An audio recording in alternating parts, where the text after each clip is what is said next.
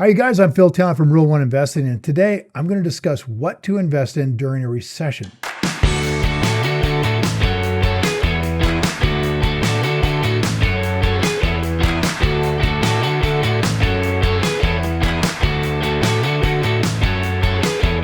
Now, if you're a Rule One investor, you guys already know that economic turmoil like a recession actually creates an amazing opportunity for us to buy really wonderful companies that are on sale for no reason of their own. But sometimes you'll hear people say they want to invest in things that are important to people, like because of the downturn, maybe like Clorox wipes or toilet paper. People want to invest in companies that are producing that kind of thing.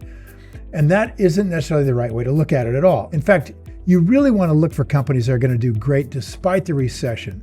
And what that means is that you know that these are great companies and they're going to return to business as usual someday, and they're going to be much stronger for it. There's an old saying that when the tide goes out, you get to see who's swimming naked. The strong companies still got their shorts on at the end of this big mess.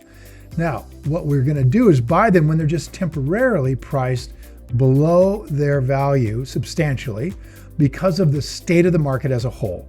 It's just getting driven down, the market's getting driven down, and they're going with it in spite of how great they are. So that's how you get a much better value.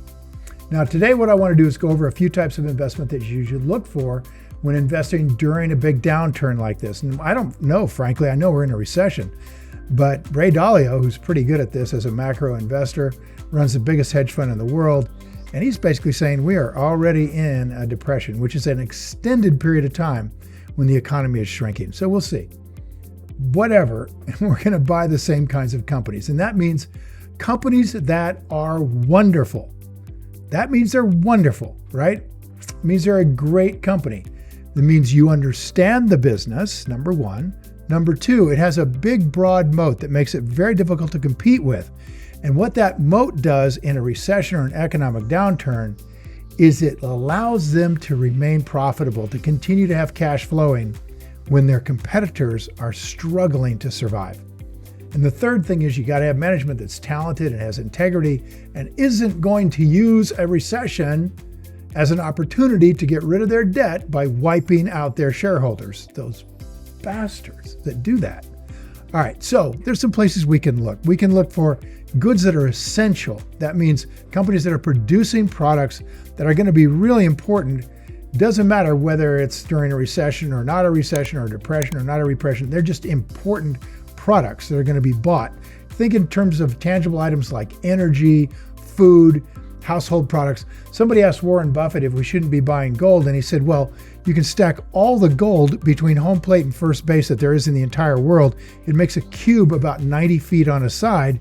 He said, and all you can do is go and hug it. It doesn't produce cash flow. It doesn't produce anything anybody needs. He said, which would you rather do, have that or have all of the agricultural land in the United States plus 18 energy companies? He said he'd prefer the latter and leave you with a gold bar you could hug. Next category are the big guys, the big players, the companies that already have a big edge in the competition. They have big, huge moats, and they're going to be able to raise their prices with inflation. You want to think of businesses like a Costco, like an Amazon, really big guys, and we're going to hope we can buy them on sale because they are never on sale. I'd love to own both of them. All right, the third category are small luxuries. Now, these are small luxuries people are going to hang on to tooth and nail even when times are tough, okay? This is going to be something like Ulta that's got, the whole big store full of makeup that people are going to continue to buy. Makeup was huge in the last depression. Coca-Cola grew during the last depression. A small luxury, right? That's something people are going to continue to buy. And then finally, proven recession-proof companies. Now, my favorite one in this, you're going to sick of hearing this, are companies that do better during a recession and have great cash flow. Now, the strange thing is their stocks still manage to go down 50, 60, 70% because, man, when the big guys freak out, the people who run Wall Street, they got 85% of the money. When they freak out and say, I'm out of the market, they just sell everything. So that includes companies like Chipotle, Mexican Grill. You knew I was going to find a way to say that, right?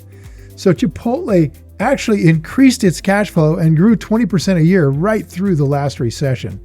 And it will do so in this recession. Unfortunately, they already figured that out and the stock doubled since March. So if you can get another shot at it, take it. These recession-proof companies, you just look back at 2008 and see who did really good. Not in terms of their stock price, but in terms of their actual revenue and earnings. All right, now I'd love to hear from you guys. Help me out here. What wonderful companies are you looking at during this recession? I'd love to know, honestly. Maybe you'll pop one on the list that is really going to make us all a lot of money. So leave a comment below with your question. I'll be sure to follow up with you. And thanks for watching. Now go play. You guys, if you enjoyed this video and you feel it was valuable in teaching you more about what to invest in during a recession, hit the like button and please share the video with your friends. And if you want more investing content, subscribe to my channel and don't forget to click the button on the screen for a free gift. Thanks again for watching.